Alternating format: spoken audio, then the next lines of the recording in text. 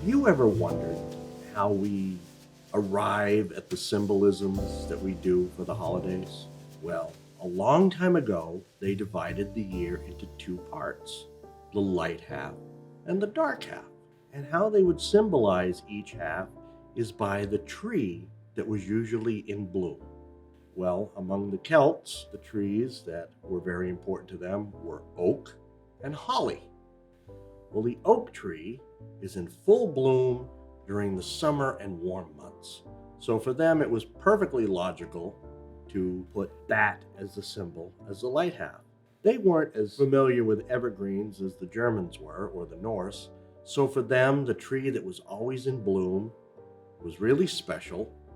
During the winter months was holly because you've got the dark green, but you have the bright red that kind of helps break up the monotony. So that symbolized the dark half of the year. When does this change come about? Well, it actually changes twice. The first change is at the summer solstice. When the sun is at its highest, the day is at its longest, and the Oak King is at the peak of his power. The problem is, once you reach the top, the only place to go is down. So they would have this big symbol of the Oak King, symbolizing the summer months, wrestling or battling the Holly King, symbolizing the winter months. And of course, because winter inevitably follows summer, the Oak King would surrender, and we would begin preparing for the winter months and the dark half of the year. When does it go the other way?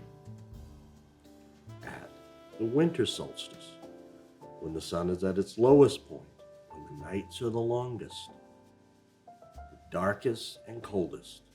But you see, then they didn't have a battle because the sun was being reborn. Nowadays, it's symbolized by the traditional signs of Father Time, an old man with an hourglass about to run out, and the baby New Year. Fresh and new and young and bursting with potential and enthusiasm and youth and growth. And so the Holly King very graciously and gratefully hands things over to the Oak King. The days start getting longer, days start getting warmer, and we get ready for summer.